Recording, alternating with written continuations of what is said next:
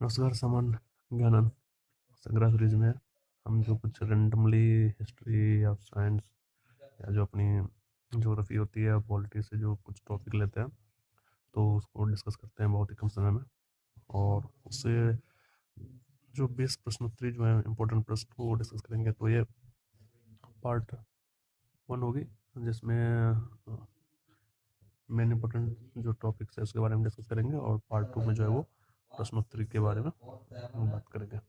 तो ये हम स्टार्ट करते हैं। सबसे पहले देखते हैं हिमालय का जो प्रादेशिक विभाजन है, जो बांटा गया है हिमालय को, वो किस नदियों के आधार पर जो बांटा गया है। तो पंजाब हिमालय और कश्मीर हिमालय जो है वो सिंधु नदी और सतलुज नदी के बीच का जो रीजन है वो जो है वो पंजाब हिमालय या कश्मीर हिमालय बताया जाता है। कुमायूं हिमालय जो होती है वो सतलुज नदी और काली नदी जो उसके बीच का जो क्षेत्र है। काली नदी जो है नेपाल से और उत्तराखंड के बॉर्डर से होकर के बहती है। तो ये काली नदी और सतलुज नदी जो है इस जो कुमायूं हिमालय को मतलब चिन्हित करती है। नेपाल हिमालय जो काली नदी और तीस्ता नदी के बीच का चित्र है। और असम हिमालय की हम बात करते हैं जो तीस्ता नदी और दिहांग नदी, ये पटकाई बूम जो पहाड़ी है हिमालय की जो पार्ट है उससे उधर निकलती है। तो इसके बीच का जो चित्र उसे आसाम हिमालय करते हैं। और उसके बाद जो अपना दिहांग नदी के उस साइड जो है पूर्वांचल या पूर्वी हिमालय उसको बोलते हैं, जो भारत में हमारे समझ जैसे पटकाई बूम पर्वत श्रेणी जो है ऐसे करके जो हिमालय मतलब बटी है। तो अब हम बात कर रहे हैं नेपाल हिमालय के बारे में, कुछ जानकारी ले लेते हैं स्पेशल। ये जो नेपाल जो है हमको पता ही है कि ऐसे करके बसा हुआ है। तो यहाँ पे तो यहाँ से काली नदी और इधर जो तीस्ता नदी के बीच का जो ये क्षेत्र है इसे नेपाल हिमालय कहा जाता है। तो काली नदी और तीस्ता नदी के क्षेत्र का लगभग ये जो रीजन है वो 800 किलोमीटर तक फैला हुआ है। और इसकी विशेषता जो है ये हिमालय पर्वत श्रृंखला का जो है सबसे उच्चतम भाग है। इसी में आपको माउंट एवरेस्ट या कंचनजंगा जो है इसी हिमालय में मतलब है। प्रमुख चोटी जो होगी इसकी माउंट एवरेस्ट होगी, कंचनजंगा होगी, मकालू, अन्नपूर्णा, गोसाई थान और धौलागिरी, ये सब नेपाल हिमालय में आती हैं। प्रमुख नदियों की बात करें तो इसमें घाघरा, गंडक, कोसी, ये तीनों तो बिहार की है। बिहार से होकर के निकलती है और जाकर के मिलती है गंगा में। अब घाटियों की बात करते हैं तो काठमांडू और पोखरा जो है ये बेहतर लोग हिमालय के बीच का जो है मतलब ये घाटी है। तो काठमांडू और पोखरा, इस क्षेत्र में लोग हिमालय को महाभारत लेक भी कहा जाता है। और बात करते हैं अभी जो कानून जो चेंज किया गया है, जो भारतीय न्याय संहिता BNS बनाई गई है। ये भारतीय दंड संहिता जो IPC 1860 की जगह ले रही है। भारतीय दंड संहिता IPC की जगह ले रही है जो 1860 में बनाई गई थी। इसमें अपराध दंडों को आधुनिक बनाना, पीड़ित केंद्रित न्याय को मतलब जो है करना है। और दूसरी है भारतीय नागरिक सुरक्षा संहिता BNSS, ये CRPC 1973 की जगह ले रही है। ये इनको मतलब जो चेंज करने का मुख्य जो तर्क है कि जो हमारी ब्रिटिश साम्राज्य के समय से जो आ रही है ये IPC और CRPC, तो ये गुलामी की एक सांकेतिक भाषा है। इसको चेंज करके अपन जो है वो आगे बढ़ाएंगे। अब भारतीय साक्ष्य विधेयक BSV की बात करते हैं। ये भारतीय साक्ष्य अधिनियम 1872 की जगह ले रही है। इसमें डिजिटल साक्ष्य की स्वीकार्यता को जो है बनाया गया, पारदर्शिता बढ़ाने के लिए इम्प्लीमेंट किया गया। UAPA इसमें कोई चेंज नहीं किया गया। ये गैर कानूनी गतिविधि रोकथाम अधिनियम जो है आतंकवाद निरोधक ढांचा है। इसमें संपत्तियों को फ्रीज करने और संगठनों पर प्रतिबंध लगाने का अधिकार जो है वो सरकार को मिलती है। अब हम भारतीय संविधान के विदेशी स्रोत जो है उसकी बात करते हैं। ये बहुत ही इंपॉर्टेंट है। मैं बार बार 2-3 बार अभी तक इसको टॉपिक को शामिल कर चुका हूँ और आगे करता रहूँ ताकि आपको हमेशा के लिए याद हो जाए। यूनाइटेड किंगडम से जो है संसदीय सरकार की अवधारणा ली गई है। कानून का शासन जो है यहीं से लिया गया है।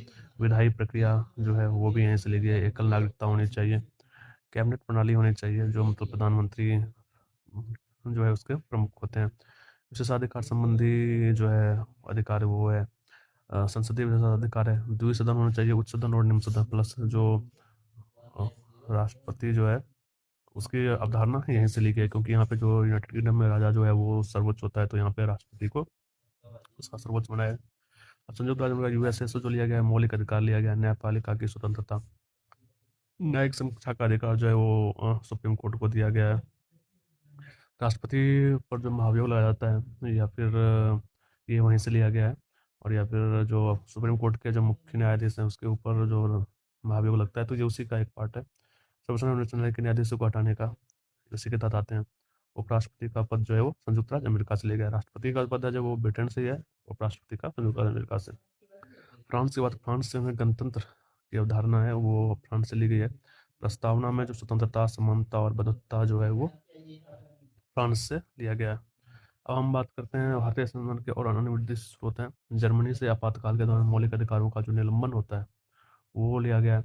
भारतीय में जो मौलिक अधिकार जो है वो 20 और 21, ये जो है एक्सेप्शन है। अब दक्षिण अफ्रीका से बात करते हैं। भारतीय संविधान में संशोधन की प्रक्रिया जो है दक्षिण अफ्रीका से ली गई है। राज्यसभा के सदस्यों का चुनाव जो है वो दक्षिण अफ्रीका के संविधान के 33 से ली गया है। अब संविधान संशोधन की जो प्रक्रिया है वो अनुच्छेद 368 में दिया गया है। ऑस्ट्रेलिया से समवर्ती सूची लिया गया है। व्यापार, वाणिज्य, स्वतंत्रता का जो है वो अ, अधिकार लिया गया है। संयुक्त संसद की संयुक्त बैठक जो होती है वो यहीं से लिया गया, ऑस्ट्रेलिया से लिया गया। कनाडा से सशक्त केंद्र के साथ संघ का जो अवधारणा है वो लिया गया। कनाडा से सशक्त केंद्र के साथ संघ, मतलब केंद्र जो है वो सशक्त रहेगा लेकिन संघ भी एक रहेगा जिसमें राज्य और केंद्र जो होती है, अवशिष्ट शक्तियाँ जो है वो केंद्र में निहित रहेगी। राज्यपालों की नियुक्ति जो है ये कनाडा के संविधान से लिया गया है।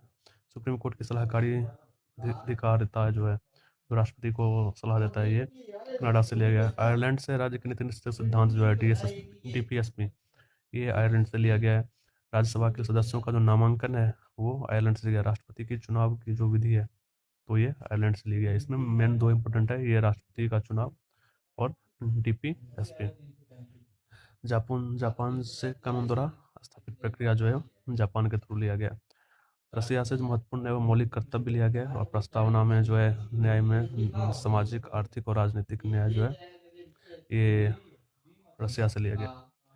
अब हम आगे आते हैं, प्रमुख जल भूमध्य और नहरों की बात करते हैं जो दो स्थान या दो समुद्रों की जोड़ती या काटती है। तो सबसे पहले हम सुएज नहर की बात करेंगे। ये मिस्र में मतलब स्थापित है, जो भूमध्य सागर, ऊपर की तरफ भूमध्य सागर और नीचे लाल सागर को जोड़ती है। हम बात कर रहे हैं बेरिंग जलभूमध्य, जो रसिया और अलास्का, यूएसए का जो अलास्का है इसको जोड़ती है। या फिर ऊपर की तरफ देखें तो इधर आर्कटिक जो महासागर है ऊपर और नीचे प्रशांत महासागर, इसको जोड़ती है। तो ये दो महासागरों को जोड़ती है या दो महाद्वीपों को जोड़ रही है। अब हम बात करते हैं पाक जलभूमध्य, जो भारत और श्रीलंका के बीच, श्रीलंका यहाँ पे अवस्थित है।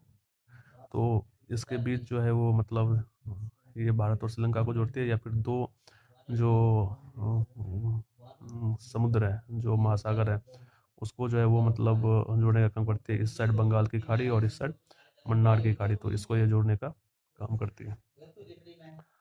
अब हम बात करते हैं जिब्राल्टर जलभूमध्य, जो अफ्रीका और यूरोप, इसको अलग करता है। जिब्राल्टर जो है मतलब भूमध्य सागर, इससे ऊपर यूरोप हो गया और नीचे की तरफ अफ्रीका हो गया। तो जिब्राल्टर जलभूमध्य जो अलग करता है अफ्रीका और यूरोप को, दो महाद्वीप को अलग करता है, लेकिन साथ ही साथ जोड़ता है भूमध्य सागर और अटलांटिक। इस साइड अटलांटिक और इस साइड भूमध्य सागर को ये जोड़ने का काम करता है। तो अब हम आगे आते हैं, वातावरण हार्मोन के बारे में कुछ जानकारी लेते हैं। इथाइलिन जो है वो प्राकृतिक हार्मोन है जो फलों को पकाने में सहायक होता है। ऑक्सीजन पौधों की वृद्धि को नियंत्रित करता है। पौधों की वृद्धि कितनी होनी चाहिए वो ऑक्सीजन पे डिपेंड करता है। साइटोकाइनिन ऑक्सीजन के साथ मिलकर कोशिका विभाजन और विकास में मदद करता है। एबिसिक एसिड, एबिस्कस एसिड बोलते हैं इसे, वृद्धि रोधक होता है। किसी भी पौधे की जो वृद्धि होती है उसको रोकता है, या वो पत्ती फलों को गिराता है जो सूख जाते हैं या फिर जो मर जाते हैं, मृत पत्ते जो होते हैं। बीजों के सुसुप्त अवस्था में रखता है। बीज जो मतलब इंक्यूबेशन जिसको बोलते हैं उस पीरियड में रहता है, तो उसमें एबिस्क एसिड जो है वो काम करता है। अब हम बात करते हैं जिबरेलिन की, जो तनाव में वृद्धि, युवा पत्ती और बीजों के अंकुरण में सहायता करता है। तो जिबरेलिन जो है तनाव में वृद्धि का और बीजों के अंकुरण में मेन। तो क्वेश्चन आते हैं, अंकुरण में कौन सहायता करता है जिबरेलिन? वृद्धि रोधक कौन सी अम्ल है? तो एब्सिक्स एसिड। और कोशिका विभाजन या मतलब सेल डिवीजन में साइटोकाइनिन, फलों के पकने में प्राकृतिक रूप से इथाइलिन और ऑक्सीजन जो है पौधों की वृद्धि को नियंत्रित करता है। अब हम जो पार्ट 2 लेके आएंगे उसमें इससे रिलेटेड कुछ महत्वपूर्ण क्वेश्चन जो होंगे, 20 क्वेश्चन उसका डिस्कस करेंगे। तब तक के लिए धन्यवाद। रिवीजन करते रहिए और परीक्षा की तैयारी बहुत जोर शोर से करिए। धन्यवाद।